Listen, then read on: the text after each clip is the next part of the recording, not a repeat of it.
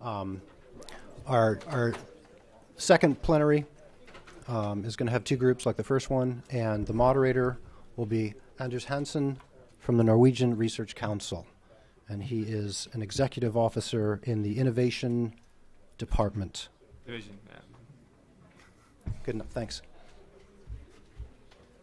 Yeah, and besides me here is, you have to correct me if I'm wrong, but there's going to be how this session is organized is that we'll have two presentations, and then we have a 10-minute discussion, and then we'll have two additional presentations and a new discussion afterwards. And we'll have two possibilities to have questions and answers. Beside me here is Anthony Stavrianakis, is that right? That's right. He's a PhD student in anthropology at the University of California. And Sonja Billerbeck, she's at the ETH Zurich Department of Biosystems Science and Engineering in Switzerland, in Basel. So I don't know if you're on first, okay. So, good morning, and I'm Anthony. And before jumping in, I'd just like to welcome Sonja from ETH. And maybe before we start, you could say a few words about yourself and the research that you do in the lab.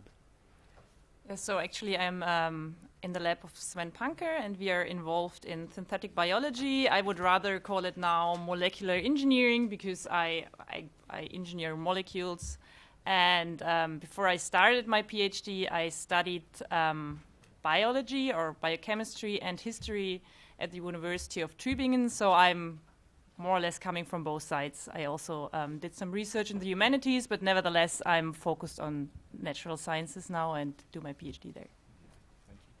So as was mentioned, I'm an anthropologist, and I've been working in Berkeley at the NSF Synthetic Biology Engineering Research Center. So it was a synthetic biology center set up in 2006, where I was working with Paul Rabenow and Gaiman Bennett in the human practices thrust of that center.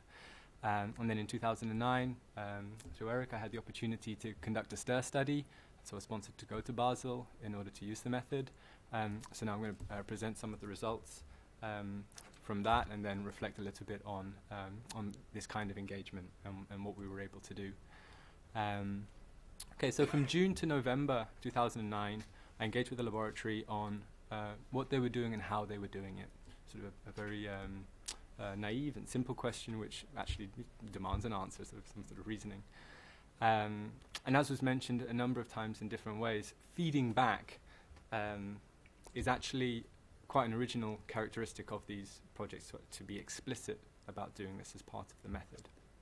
So here I've just made a schematic distinction between what went before in the something like anthropology of science or early lab studies and this kind of engagement study.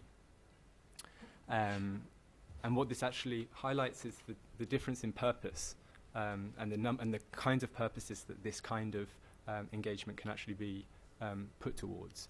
So I'm an anthropologist, there are political scientists, philosophers in the group, and no doubt each of us have put this method to different kinds of use. So I think that's also something that's worth thinking about, what kinds of use we can make of this. Just wanted to ask, were there concerns or thoughts before I came to the lab about this kind of study, maybe akin to the first presentation, were there concerns about outcomes or what sort of project this is?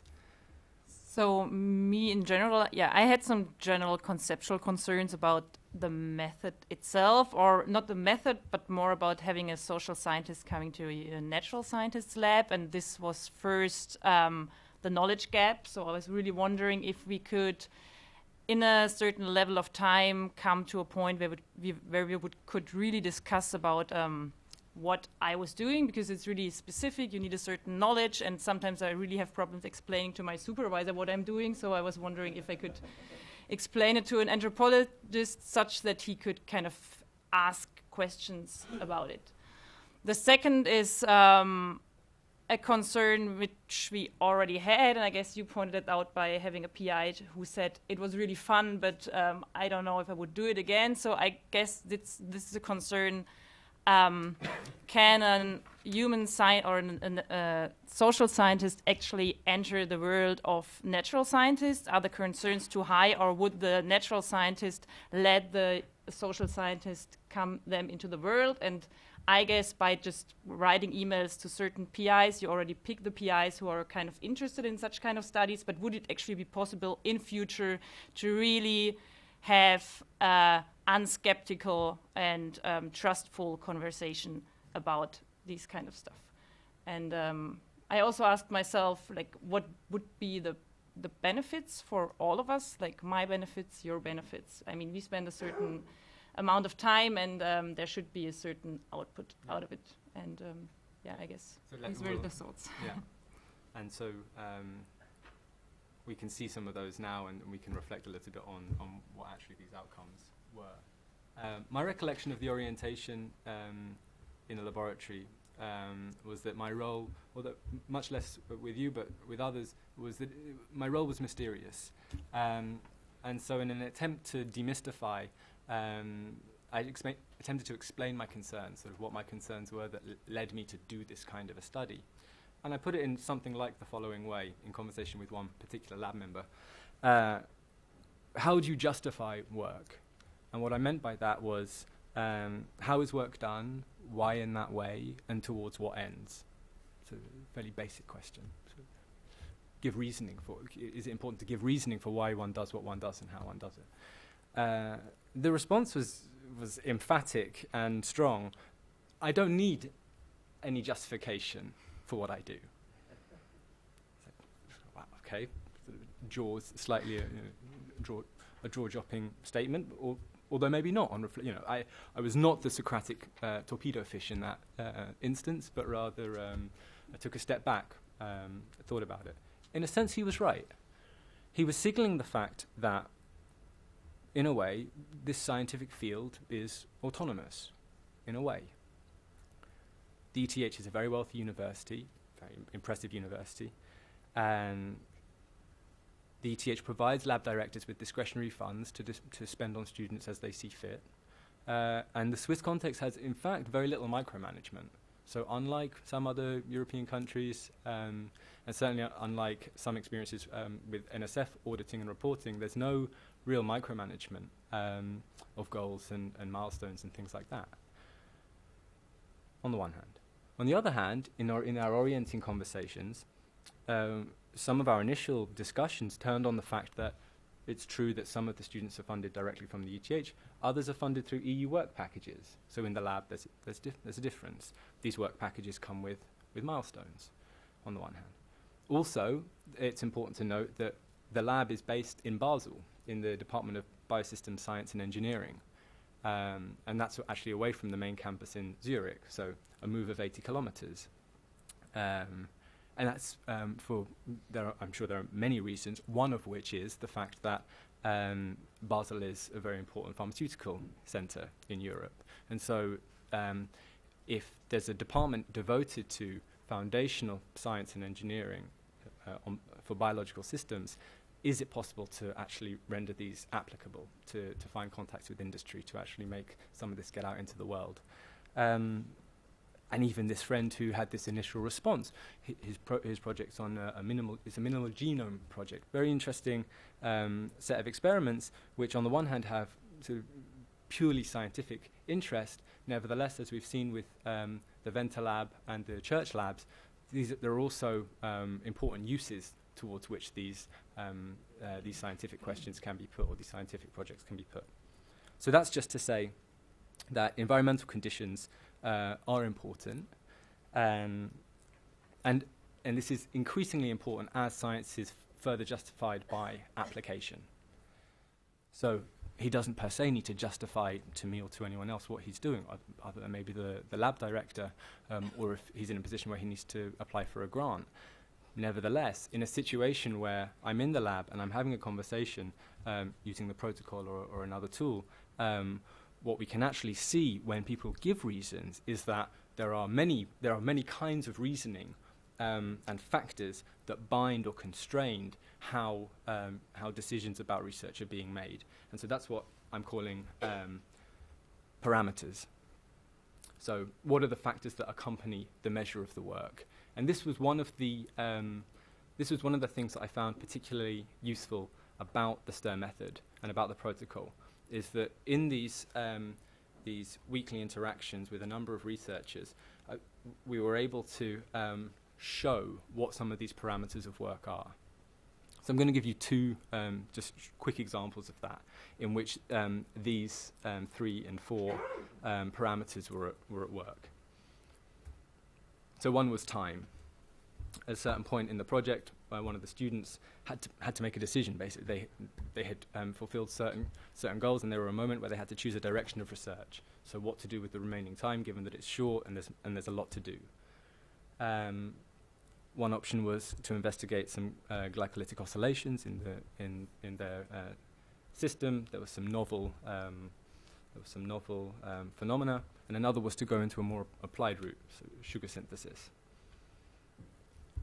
So he explained to me that the oscillator would be high risk, and nevertheless, intellectually and sort of relative to the field, it would actually be a major contribution, or it could be a contribution. On the other hand, the worth of the sugar synthesis project is that it's applied. He said it was interesting. He thought he could learn more doing something like that. And then interestingly, in fact, he wasn't able to go down either of those routes because another student needed a protease worked on. So in fact, he had to, there was a constraint which was actually out of his control. So that actually had to come to an end. With another student, thinking about what to do with, he was a postdoc and reflecting on where he was in that postdoc, he wanted to bring an antibiotic to market that he'd been working on.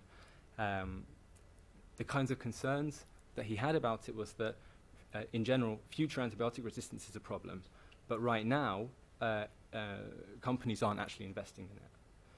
There's another problem that when certain groups have patents over the process part of antibiotic production, and other people have a patent over the actual product, that can actually cause a blockage. So this is actually really, it's an important and difficult question, how you can overcome that. What would be a good solution to this? And then thinking about the alternatives, that sort of what he could actually do under these conditions, under these considerations, one would be to produce an amount necessary for clinical trials, so just to go ahead and try it. The other one would be to look for partners, to actually try and investigate some of these blockages, to try and unblock them. And then interestingly, a third was to involve a cosmetic company, since the drug also had an anti-acne function. And what was curious about that was that it seemed to leave open the question about, well, what actually the ultimate worth of this product is, and didn't arbitrate actually between them, but just actually opened up. It could go in this direction, or it could go in that direction. And so he wasn't in a position where he actually had to make the decision. So a little bit back to the Bastien and Troy example, you can open it up, but actually you may not be in a situation that demands a decision. So it was clear to me from these interactions that this group was more than capable of reflection on process, of the alternative means in order to get towards the ends that they're interested in. That was clear. Nevertheless, does that mean that there's nothing further to talk about? Certainly not. So I'm going to pick two themes now that evolved over the 6 months in conversations, and then also in the lunch seminars, which were actually quite an important part of the lab setup and the way the lab discusses complex and more general problems. So the first is what I'm calling advertising. So one lunch seminar, Sonia brought in a film about the ethical and social implications of synthetic biology. And in the discussion afterwards, on the round table, and then between Sonia and I after that, there was a puzzle in which basically there were only two positions represented in the film. One was to say the biggest risk is not to fund this. And the other is maybe there should be a consideration about a moratorium. Actually, biologists should consider not increasing their capacities necessarily. Okay. both positions rely on large claims about what those capacities are, without really naming where the limitations are, what the blockages are, what the near future horizon might actually hold. And this, it seems, actually closes down other kinds of questions, like what is the kind of hoped for future, and how do these lab projects relate to it? So this actually led us on to a conversation about the biofuels topic. What kinds of fuels, under what conditions, what kind of economy can sustain it? And this then, later in the interaction, in the engagement study with a senior scientist, we were talking about the social and ethical landscape within which synthetic biology works, and he mentioned Jim Thomas of ETC. And he said, Jim Thomas, he's done his homework, he knows what he's talking about, but the problem is he's making suggestions on collateral grounds, or making arguments on collateral grounds. It's out of my domain of expertise. And this, I think, is actually an important image, which I want to come back to at the end, how it's possible to work further on collateral arguments, so arguments that are put side by side, and can a different kind of relation actually be formed between them. So now I just want to name some outcomes of our work. I think one important point was that in the beginning, both with Sonia and the other researchers, the question of ethics was limited to the question of what should or shouldn't be done. And the topos was basically stem cells. If I worked on stem cells, then there would be reasons for ethical debate or something like that. I work on bacteria, therefore there are none. And this actually changed, I think, over the course of our interactions, where the question of how work is done could be taken seriously as something like, if you want to use that word, an ethical question, sort of ethics just in the sense of ethos, how it is that one does something, what's customary. And we actually had a case of this in the collaboration between yourself and your partner, who's a computational biologist, on relative to one element of your project, so the search for the faster enzyme. How is it that a molecular biologist and a computational biologist can come together in order to pose a common problem using different skill sets and learn how to ask some different questions in the process of doing this interaction? So this seems to be a good understanding of what collaboration is. Now, relative to our collaboration, it's the case that at no point did any material practices change. Nevertheless, we went through at various times when, for example, the chromosomal knockout that refused to work for a significant period of time, you explained to me exactly what the alternative strategies were at each stage. They weren't working, what other strategies you could use, and we went through the considerations about that. Nevertheless, even when there were those blockages of which I had no expertise in order to suggest anything or to reflect further on, nevertheless, the question of why you're doing what you're doing, that is to say, why would one want to attempt to improve an enzyme which is actually, so to speak, perfect, like the triose phosphate isomerase, that actually led to interesting questions about evolution, the constraints of stability, these intellectual questions that are underpinning this, what can actually be understood as rather applied research. So how is it that you can get a faster enzyme in order to make a certain section of glycolysis be more efficient? And that seemed to be something that was worth, that conversation was worthwhile. I don't know if at that point you want to respond, or so if that's a fair characterization of what you think the outcomes of this kind of collaboration were. Yeah, I would really agree with you that at one point it was motivating and also like helpful in some way to focus on what I was doing, but on the level of decisions, what I really need to do to make my project work, you couldn't really, or there was no need for having a social scientist present, because that would rather be overcome by having a closer conversation or a closer interaction with my scientific supervisor, because like most of these really tiny decisions which need to be taken in the lab are either knowledge-based or money-based, so which method to choose. So on that point I agree with you, and I also agree with you that on a higher level of science, which is not really these tiny lab problems who make up my PhD project and who need to be solved, but more on the level of the bigger picture or the midterm picture. Why am I doing something, or what could be potential questions, especially about this enzyme evolution project, which is more of philosophical intent. I would agree with you. Right. Yeah. And that's not to say, and I think this is also then, and this is important, that who we are is important. So it might be the case that the principle of, I think it was named as the discipline of ignorance, might actually be a very powerful tool in a situation where there was a blind spot, and that prompting can actually result in material changes to material practices. There are examples of that. In this case, that wasn't the outcome, and that wasn't the strength of the interaction.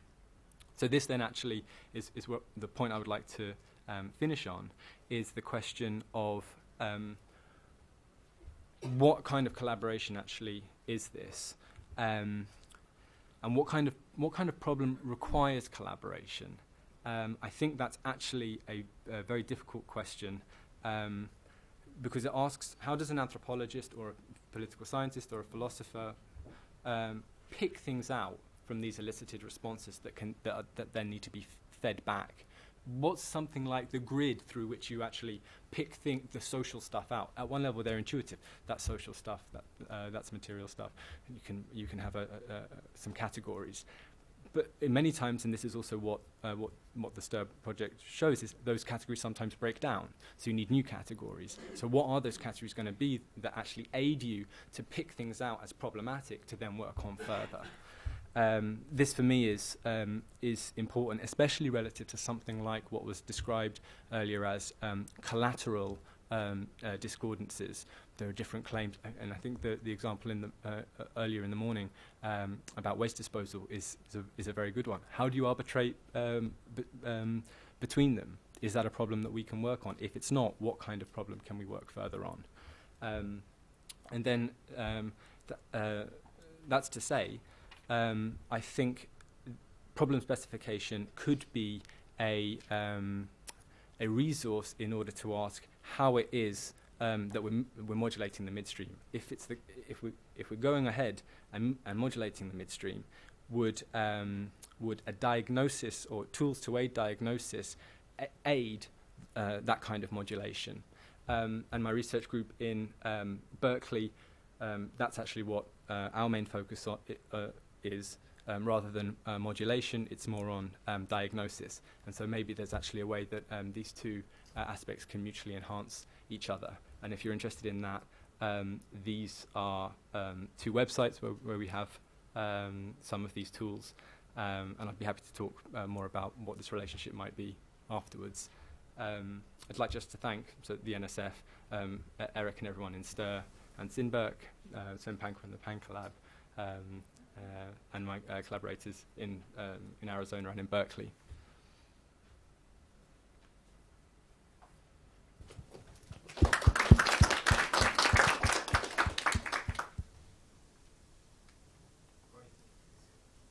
We take some questions now. If we take some, I have one for you, Anthony. You're actually in a really interesting position because you have been part of this STIR project, but also of this collaboration with Paul Rabinow and Gaimon.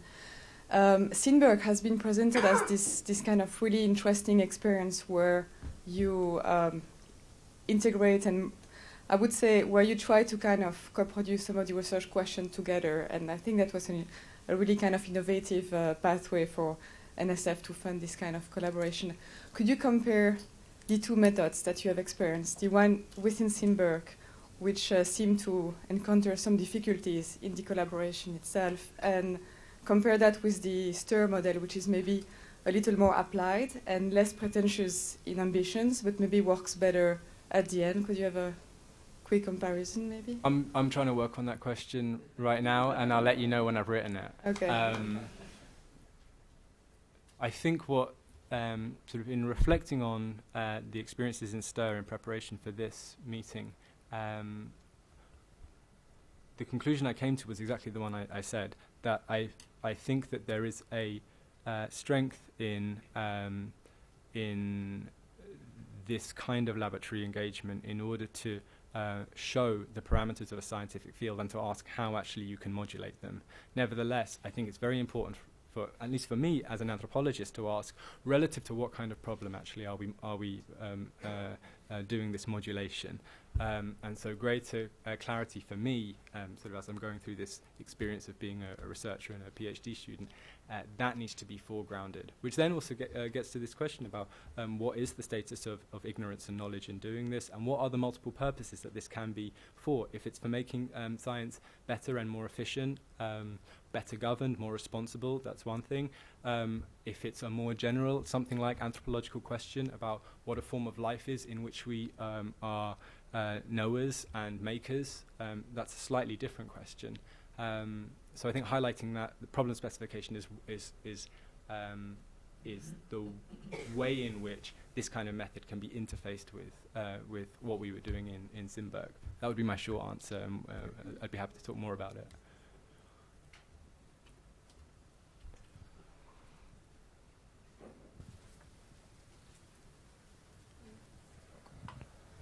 So I'm really interested in your earlier discussion about justification, the justification of why the researchers do what they do, and kind of how you characterized yourself. You know, you were the mysterious entity in the lab, and kind of when they approached you and asked you, well, what do?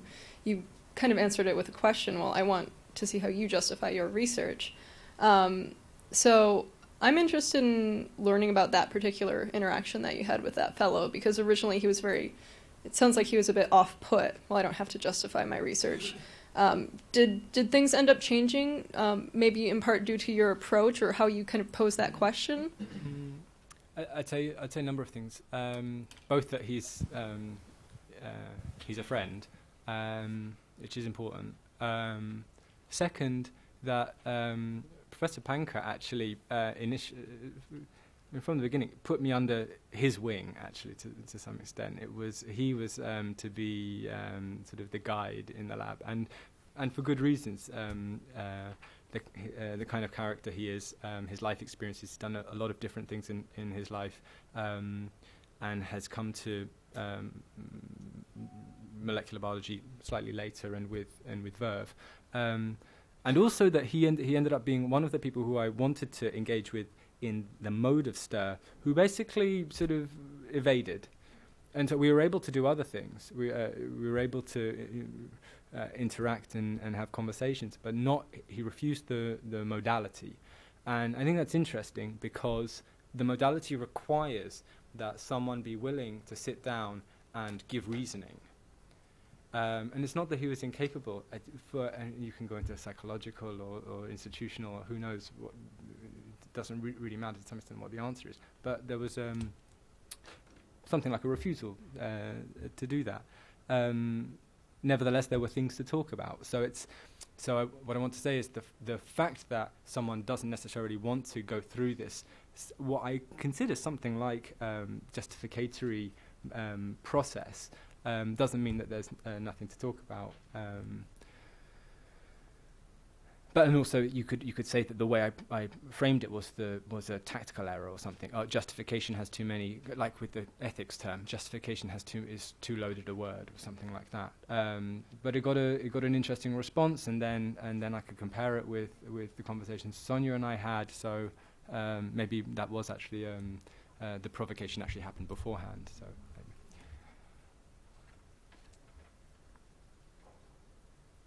I can probably use the opportunity to ask a question. A little bit interesting to hear a little bit about more your self-perception in the process while you were doing your research. And I'm thinking more in light that you're a social scientist, and And social scientists are trained in a little bit of a different way than natural scientists, especially when it comes to their view on the subject matter they're actually approaching. I mean, I have a background in philosophy myself, and the way I relate to natural scientists is I have this idea that I have this meta perspective that I'm kind of utilizing as a tool almost to see that, okay, within this context, this can be true and not true and false and whatever.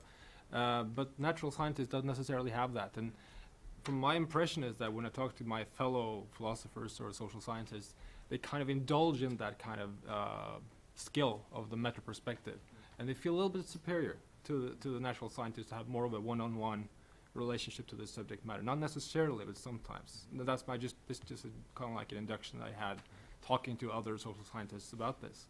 So I wondered if you had any views on that. If I feel superior? No, not necessarily, but if you're approaching that kind of barrier towards people with a different background. Yeah, I'd say one thing. I think that's interesting what you're saying, especially relative to philosophy. I think one of the, and not all anthropologists, but one of the strengths of some anthropology is that there is almost a refusal to take a meta perspective. And this was precisely what was curious and at times frustrating, and then wondering, what am I actually doing in doing these kinds of exercises? The aim ultimately was to see, in very sort of plain anthropological terms, how people do what they do and how people think about what they're doing, and also what they say about what they're doing. And of course you need willing people to engage with you on that. And this relates though to the point I made at the end. If you're concerned about problems which you think are meaningful and difficult and that humans need to work through together, then taking a meta position in order to make a typology of problems. Here's a problem, there's a problem, and isn't that interesting? And make a paper. That's probably not going to cut. Well, for me, anthropologically, that might not cut it. And so, actually, attempt. And this is again with this image of collaterality or things side by side. If you can get. And then this is the strength of the STIR project. If you can get in between, in the middle of things, and then, which is the very difficult thing, once you're in the middle, if you can form a relationship between things which are normally segregated, which are things that are normally put side by side, you might actually be able to work further on it. But that working further on it presupposes that you are, and it came up earlier, someone mentioned the word, if you're equipped to do it, if you have the capacities to do it, and knowing actually what those capacities are is still there's a big question mark over that. What we as social scientists need to be able to do, it might not be to be able to tell you whether thermostability is the problem that means you can't knock this gene out, but rather it might be another set of skills. And so that's actually what I think the next step, at least for me, is in terms of thinking through this. Could you say a little bit more about what those capacities are? What competencies?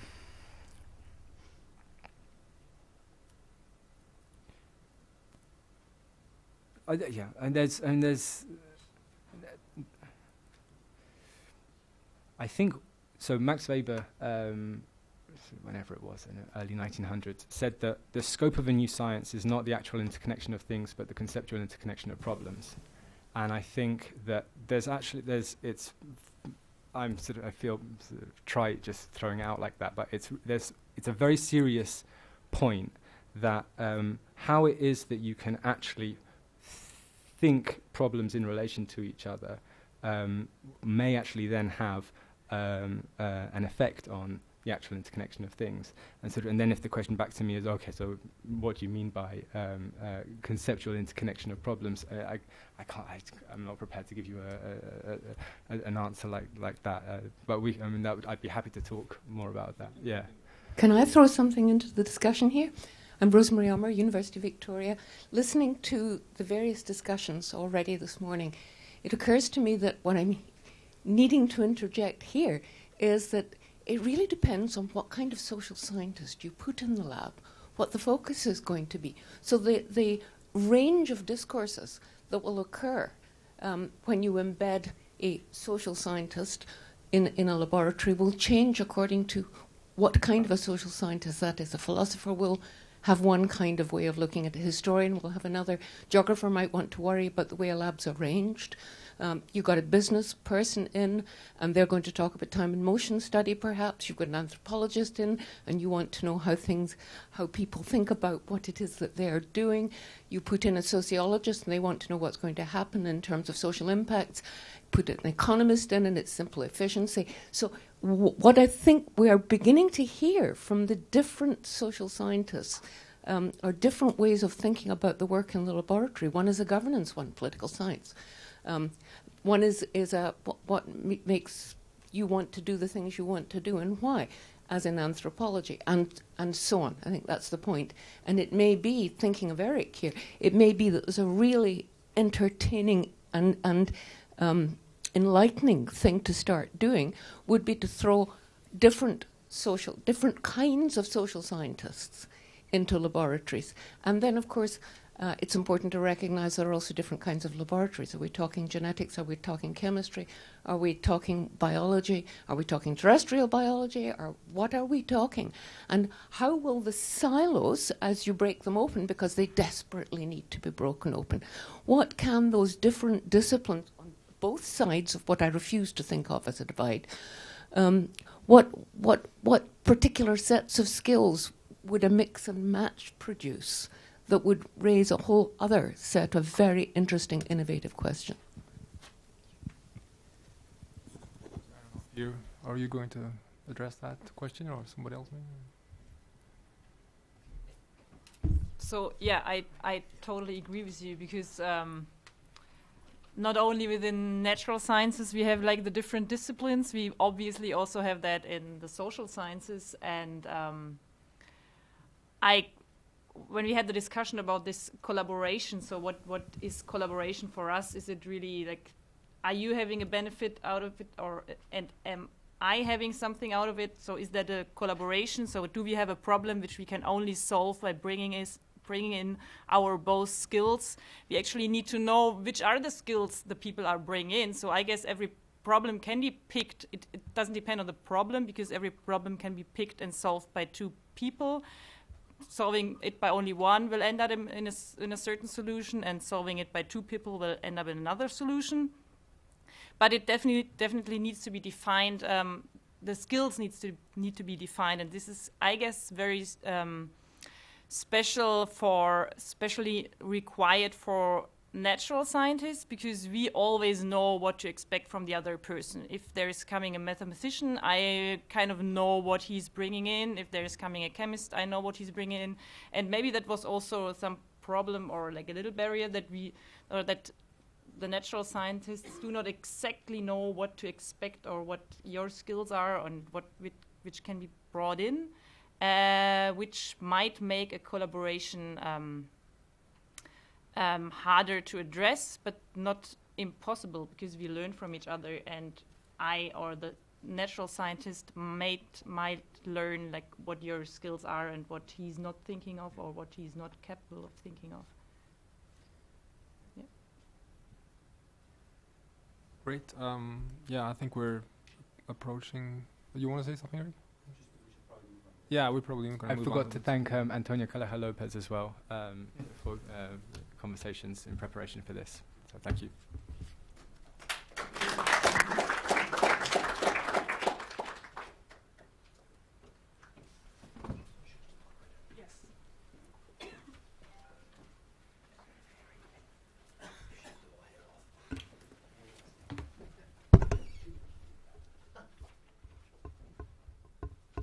Yeah, and so now we have Christine Luke, I think it is, she's a PhD student in SDS at the Arizona State University, and then Dr. Stuart Lindsay, director at the Center of Single Molecular Biophysics at ASU. Okay, so I'm Christine Locke. I'm a third-year PhD student at Arizona State University, and I'm interested in so I have a background in anthropology and history, and I'm interested in the relations between science and the state in a cross-cultural perspective. and that's why I'm here. And I'm very happy that Dr. Stuart Lindsay can join us today, and he is the lab director of the Single Molecule Biophysics at the Biodesign Institute at ASU. So would you like to say something about yourself and your interest? Okay, all right.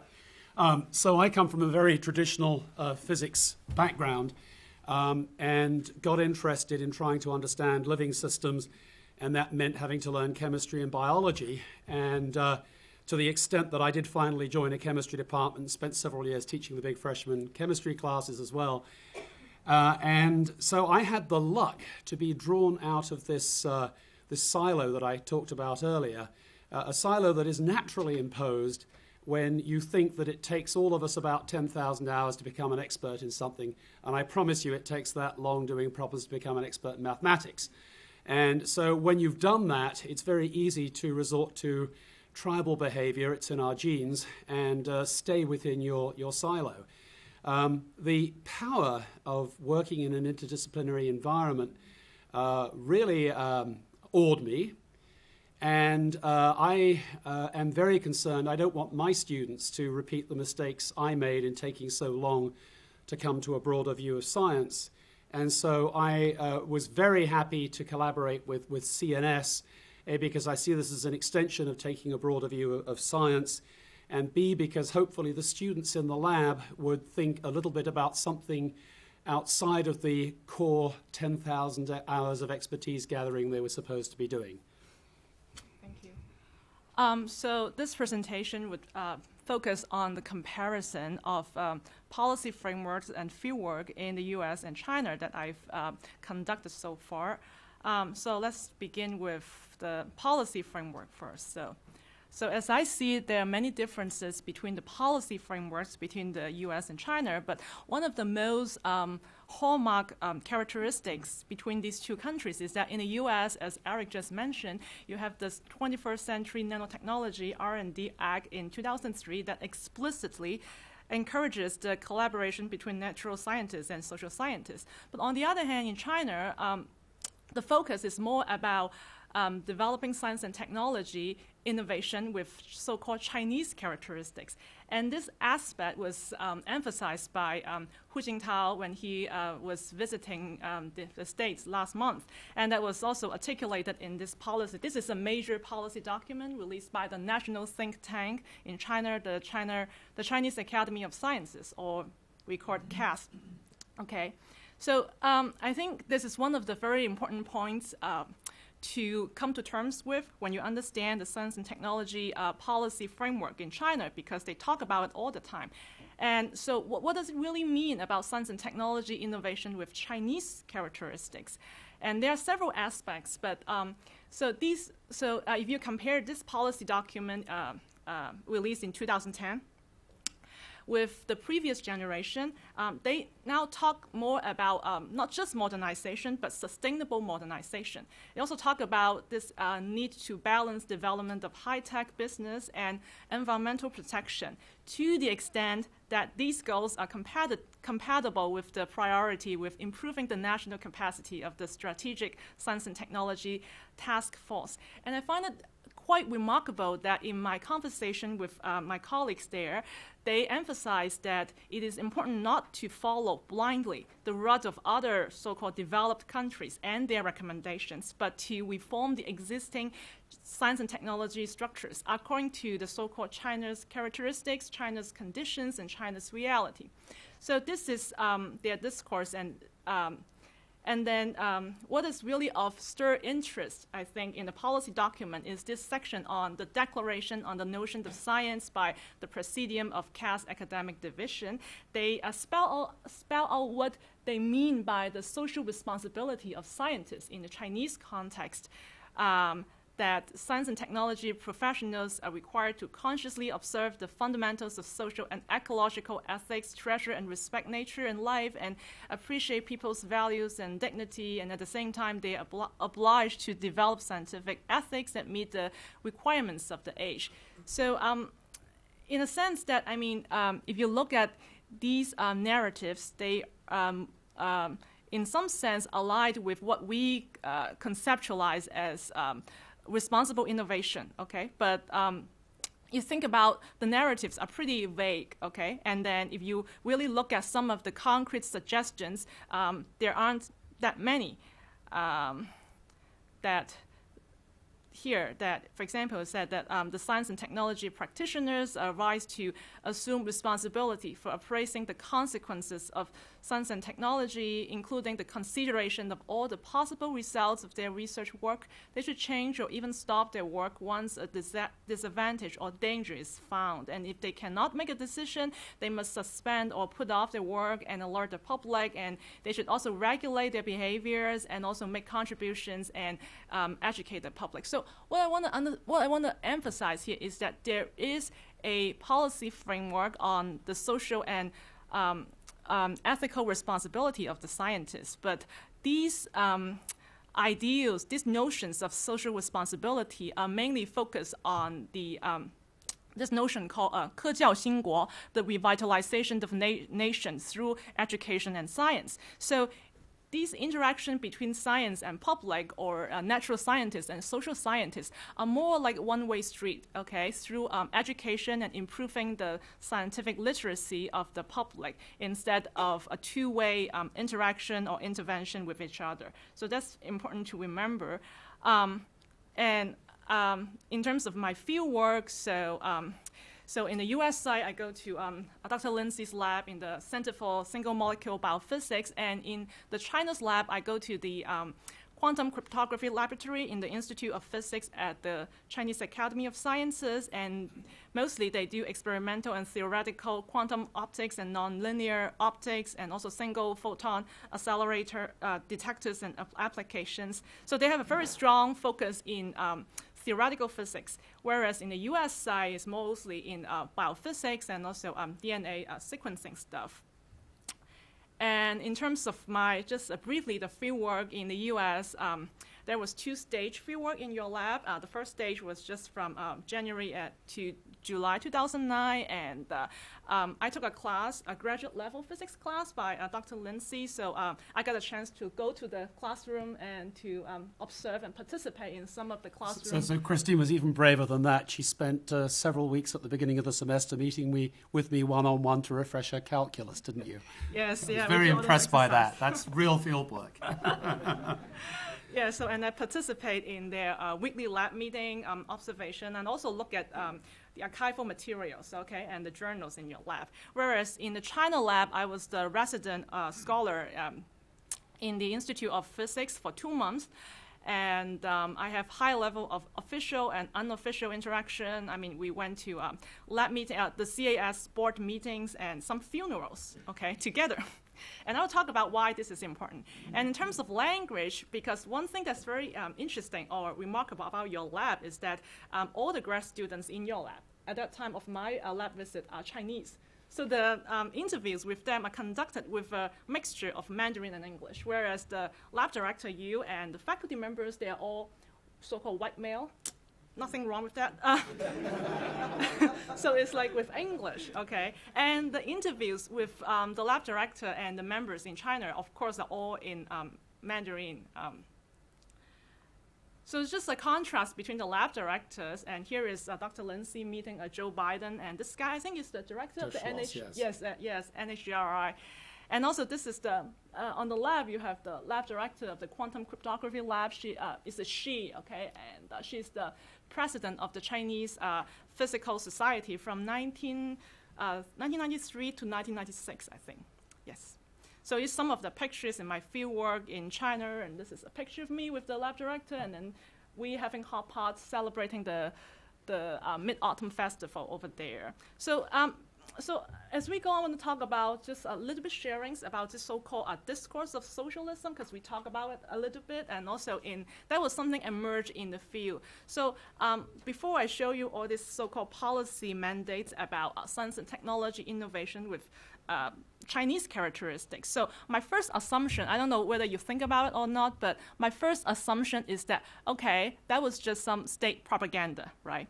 But as I really go into the lab and interact with the lab members, I think that this discourse of socialism is not just a vehicle of state propaganda, because these values, to a certain extent, are shared by some lab members. And I think, and it made me to think that if we want to have a policy impact, okay, in China, it seems that these articulation and understanding of this discourse of socialism is kind of important. So what happens here is that when I first arrived in this lab, the lab director invited me to this funeral, okay, of this deceased physicist. Here you can see her name is Dr. Wang Mingzhen. So she is one of the very first Chinese physicists educated overseas. She was a student of Uhlenbeck, and they collaborated on a paper on the theory of the Brownian motion, and this paper remained one of the most highly cited articles on theory of Brownian motion all the time. Okay, so that was her funeral,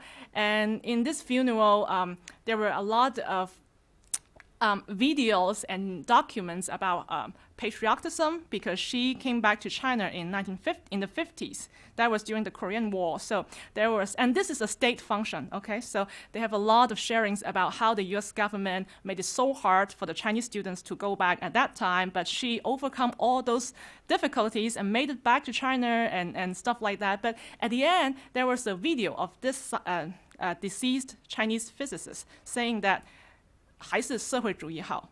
Eventually, socialism is better. So, and that phrase became kind of a catchphrase in the lab for several weeks. So, and in my interaction with the younger generation, so I asked them, I said, what do you mean? I mean, how do you conceptualize this phrase that eventually socialism is better, right?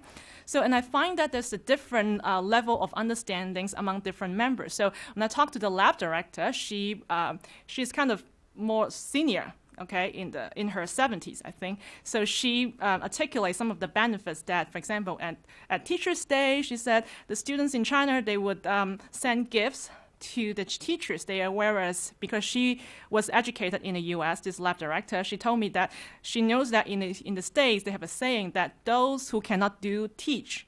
Okay, so that is not really respectful to the teachers or somehow, and she regarded this aspect towards respect for teachers as a benefit of socialism, okay, that kind of thing. But if you actually talk to the younger generation, the lab practitioners in the lab, they have different ideas about why, what socialism entails and the pros and cons of socialism. And I think that is in very stark contrast with the US, because in your group, you guys were participating in the NIH $1,000 genome project, trying to reduce the price of sequencing to $1,000 per genome. So I think there is an explicit economic incentive there. And also we talk about how in the States, usually people avoid polarizing by spelling out their political ideology, whereas in China, it seems that people are more comfortable about talking about, the ideology. We've already had this conversation. So I had a question for you, which was that from the outside, the perception is of China as a political monoculture. Mm-hmm. And in some senses, we're the same way in the United States. I think physicists talk politics less than most others. And just a quick anecdote. When I was a young assistant professor, I received, I guess, a letter in those days from somebody from the University of Witwatersrand who wanted to come and work in my lab. And I thought, my gosh, do I have to have a sort of white supremacist apartheid person in my lab? And then I thought, don't be silly, it's science. Go meet them at the airport, be nice to them. And I wrote back and said, well, how will I recognize you? And they said, well, it's easy, I'm black. And it was the first black physics PhD in South Africa. And so, I took away from that, science transcends everything. But in some senses, that is a consequence of this siloed view.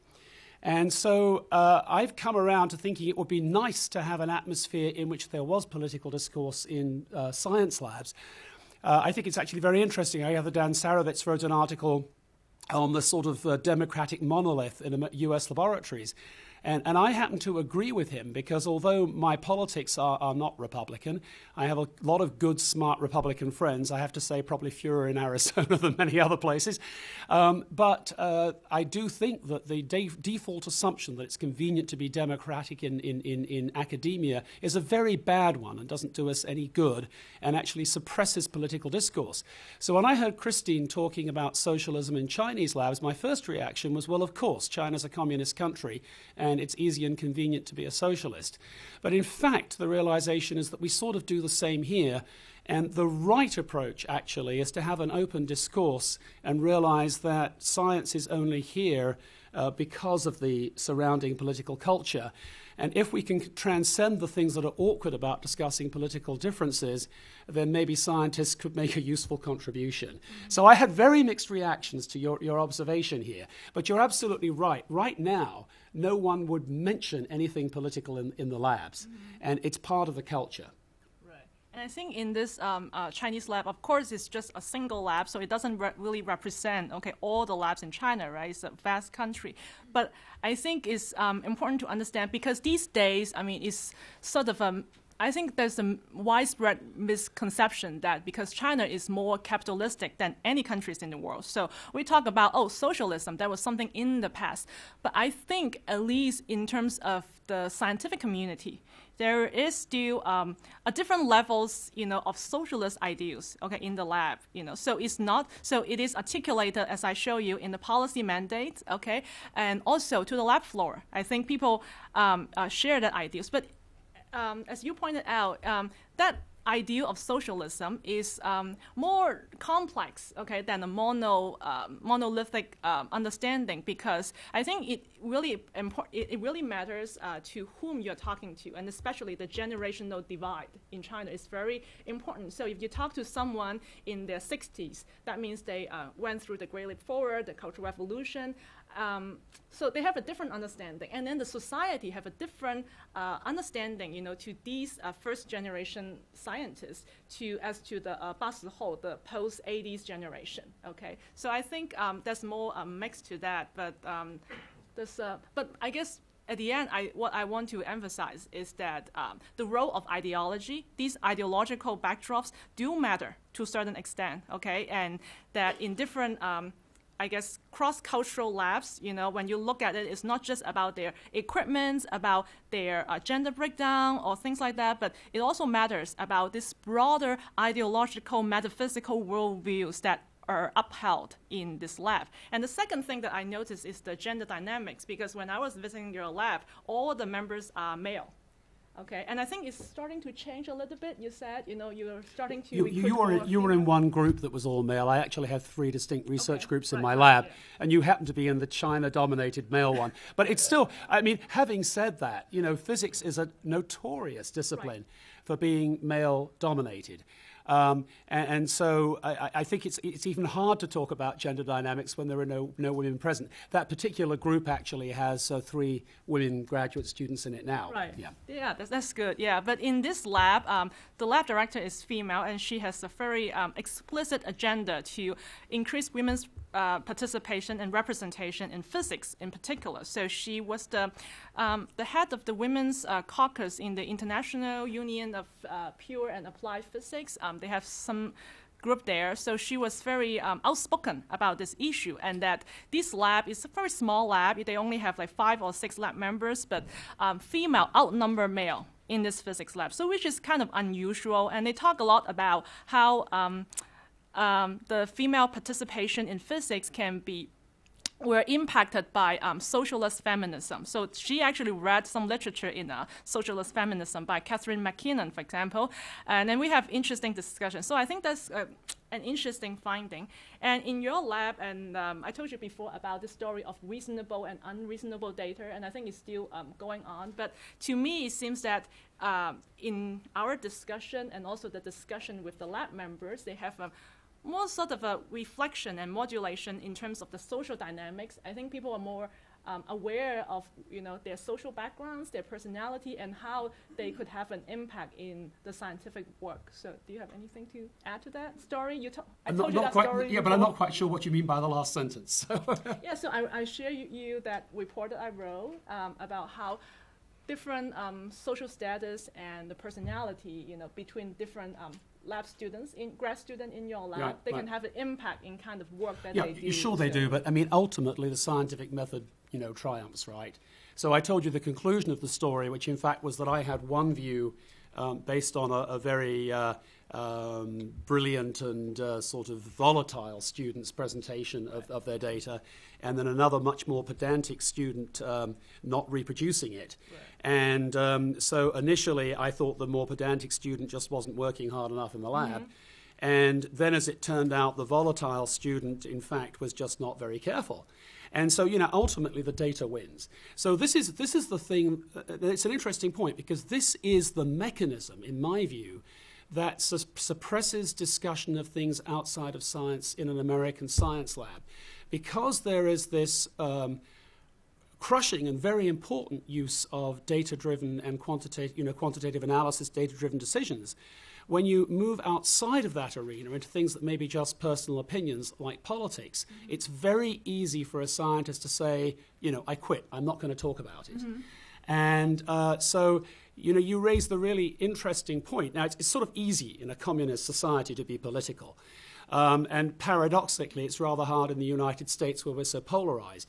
But actually, if people with scientific training and analytical ways of thinking about things took more interest in applying those processes to political thought and realized that without politics and government funding, there would be no science, especially now when industry's not doing it, then perhaps the climate would change. So, your analysis raised a very interesting thought. I had stopped my thought at the point where it's not worth talking politics in the lab, you don't want to offend anyone.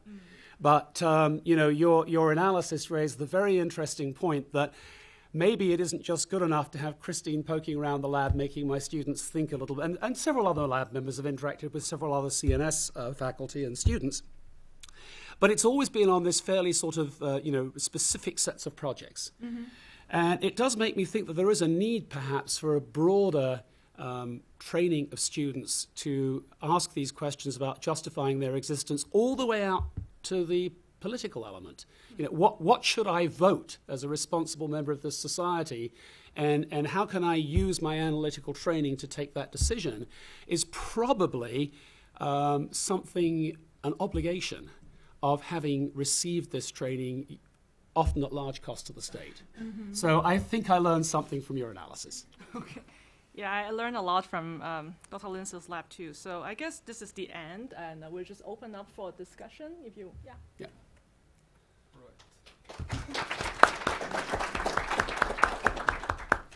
I'm going to be so bold as just to squeeze a little bit into this discussion. A short story about the Norwegian experience about using integrated research in our calls towards the Norwegian environment of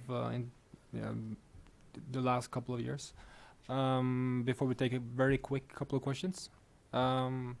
Just to be very, very brief, I say that in Norway it's has been towards this kind of using integrated research as a tool to address questions like how to go from seeing research on nanotechnology as only funding it as going from input to impact. So basically looking at impacts on how research is being done more than in the input that the research agencies and funding agencies are actually doing. So the background for us in Norway was just to kind of look at that in a more new light, and then also try to do something about how we actually are funding projects in this area. And the result was very interesting because we tried to get funding for an integrated research pilot in 2010, and we were able to scrape a little bit of money together. And the result was that we were able to, through a completely novel approach, being able to actually do an integrated call, make an integrated call, and actually get one integrated project funded in 2010. We had actually Eric Fisher as part of the process, and in addition to Ari Reep, when we did that as a kind of experiment in a way. And it was an experiment because we really didn't know what we were doing at all as a research agency, and the consequence was that we actually did that process more or less without knowing the consequences of how we would do that. And it ended up being a very interesting panel debate, or a panel handling of the applications, because we were actually not really sure how those two types of panels that we applied to the research to the application process were going to pan out. So we had 5 or 6 applications, and then we had 2 panels. And I was just going to address this issue of the STIR method, because actually what happened during that very intense 2 days, I think, was that when these 2 panels ended up concluding, the humanistic or social sciences panel evaluating the applications towards this integrated call did that first, and then the natural scientists came after and did their concluding remarks regarding the quality of the research based on the purely technical aspect of these applications. And the funny thing was that one representative on the integrated board came and kind of coached the natural scientists towards the quality of the integrated aspect of these applications. And suddenly we were in new territory, because we didn't really know how to actually integrate those comments and those perspectives into the concluding mark or grade to that process. And not to be too elaborate, I was just saying that at one point the discussion came about where the actual panel, the technology panel, actually tried to impose their views on what integration was on the concluding remark of that the project that got the best grades, and that was quite interesting to see, and actually to be able to be witnessing how we didn't really know what the consequences of that type of process would be also reveals the basic need for a new way of handling integrated perspectives and the way they actually are applied in a policy kind of context. So in Norway, it's basically a very new territory, and we try to actually highlight the importance of the lack of knowledge and how to handle the process of making those kind of those type of perspectives actually being handled in an objective and neutral way, but still in a way that highlights the need for a more, I would say, holistic understanding of the subject they're applying to. So. And the future, I think, in Norway is going to be more and more of an integration towards HES and ELSA research going on together. And that's basically the attempt we're going to introduce, is try to do more and more robust innovation-oriented calls towards nanotechnology, which I work, and then try to do a little bit more emphasis on the way that nanotechnology is actually now more or less based or focused on robust innovation in itself, not necessarily only basic research. So yeah, that was the story and the reason why I'm here, basically. I'd like to thank Eric as well for being able to be invited here. But I think, do we have time for 1 or 2 very, very quick questions? Or very, very quick, yeah. And then we have to sort of break for lunch and maybe make way so our speaker can go get his lunch first, or maybe see. So yeah, 2 quick questions and quick responses, I think. I have a quick question. Nora Savage, GPA. In the beginning part of your talk, you said that the CAS, the Chinese Academy of Science, wanted the scientists to have a social and ethical responsibility. And then you talked about socialism. So is social and ethical responsibility a natural component of socialism? Is it a natural component of Chinese society? Or is it something that is taught in the early part of the education system in China? Thank you. So I guess, yeah, so for, one thing to bear in mind is that the Chinese Academy of Sciences is very different from the National Academy of Science here, okay? Because the NAS here the model is more similar to, as I understand it, to the Royal Society of London, Science in London. It's an honorary society, okay? It doesn't do any so-called, I don't know, administrative or scientific work there, okay? But the CAS, the model is more similar to the previous Academy of Science in Russia or in Soviet Union, okay? They are responsible for a majority of the work, okay, in science, and also the advising a job in China. So this report released by CAS is important because it's not just an advice, but it constitutes what the party leader wants, science or how they want science to be implemented. Looking out. So that is important in that sense, okay? And more directly to your question about these, that's a very good question about what is that connection or disparity between science and technology innovation with so-called Chinese characteristics and this articulation of socialism. And I think these two aspects are not necessarily equivalent to one another, but in the sense that in this discourse of socialism in science and technology policy in China, they have an explicit emphasis on, let's say, before that is class conflict. But after in the post-80s generation, the emphasis is more towards about science for the mass. Okay, this egalitarian sharing and this benefit for the majority of the popular people.